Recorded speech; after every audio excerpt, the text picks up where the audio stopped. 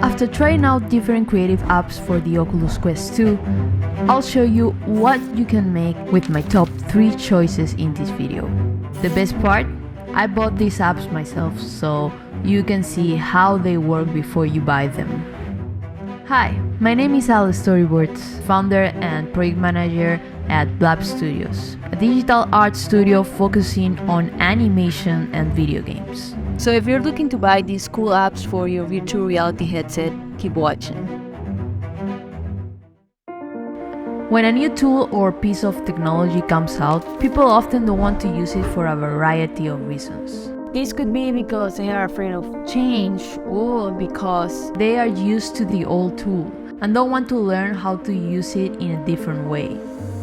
This pattern has happened many times before, like when Disney switched from drawing by hand to drawing on the cool Wacom digital tablets. Half of the artists who worked there didn't like the way technology was changing, and some of them were even fired. But there were also people who liked the technology, like the animator Aaron Blaze, who worked in great movies like The Lion King or Mulan. Try to embrace it. What can it do to help you? How can you learn from it? I fought so long to draw. I didn't want to draw digitally. I mean, just back in 2005 was the first time I ever drew on a computer screen. People had been doing it for years and years at Disney, but I just fought it. I was scared of it. And it wasn't until I embraced it, started doing it, that I found the love of it.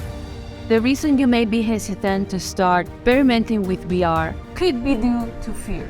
But another reason might be similar to what many creators experience. They might already have hundreds of tools at their disposal, such as watercolors, oil paintings, an amazing set of Faber-Castell colors, and Posca markers.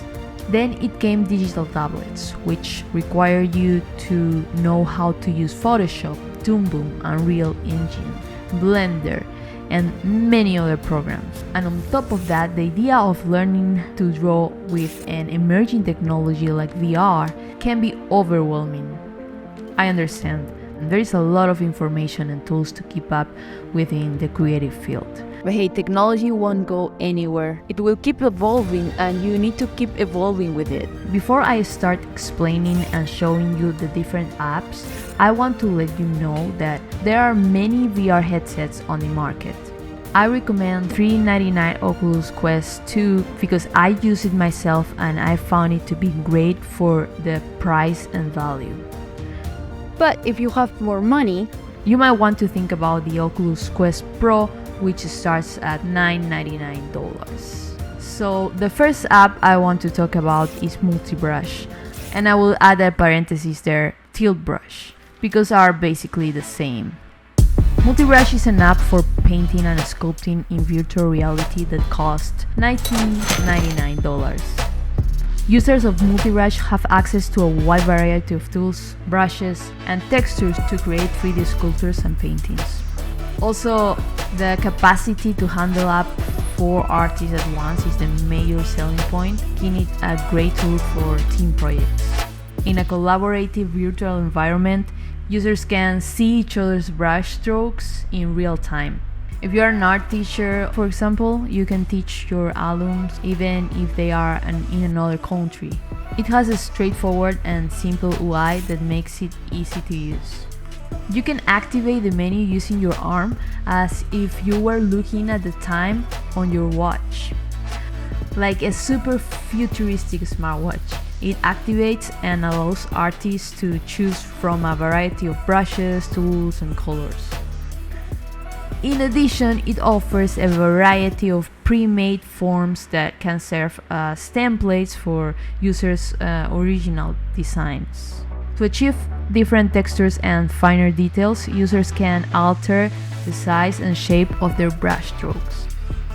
By large, Multibrush is a fantastic tool for designers and artists who wish to play around with 3D artwork in a simulated setting.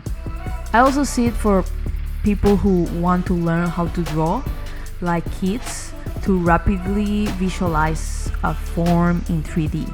It's a powerful and flexible instrument for making digital art, thanks to its many capabilities and the possibility of group effort.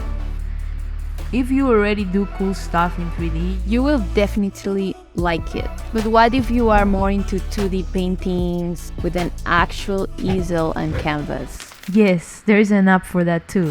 In the same price range, we have Painting VR. When you immerse yourself into the app, it's like you are in your own virtual studio, which is pretty cool. Even if your room or apartment isn't big enough, the app will make you feel like you are in a much bigger studio. And what's great about it is that if you are like me and always drop things or split paint on the floor, you don't have to worry about making a mess because everything is virtual and will be cleaned up automatically. Another benefit is that you don't have to worry about What is going outside, so you can focus and concentrate much more on your craft. Painting VR major feature its user-friendly interface, which make it simple to pick and choose brushes, colors and other options, true to the point that my own grandma could paint on it. In my opinion, Other concept artists working on video games, films, or print projects would benefit greatly from using Painting VR. Picking up the brushes, dipping them in the paint, and applying them to the canvas is a natural act. It's simple to save documents and export photos. so basically Painting VR is a fantastic tool for creative professionals interested in experimenting with the potential of making art in a virtual world. As for the possibilities of the future, I won't get too ahead of myself. Yet, the prospect of touring other artists' workspaces sounds absolutely mind-blowing. There are also different VR apps similar to this, such as Vermion. I've tried the 15-minute version of it to see if it was the same as Painting VR, and it was, so I didn't buy it. Now, it will just depend on the interface preference and which one has a bigger community that can support more upcoming updates. Now let's talk about the last but not least important app, Gravity Sketch. This app scared me at first because I've seen some videos and is more focused on Product design, which is not something that I am 100% familiar with. I mean, I don't create cars, shoes and clothes for a living. And I think it's great if you are this type of person. They already have pre-made humanoid models.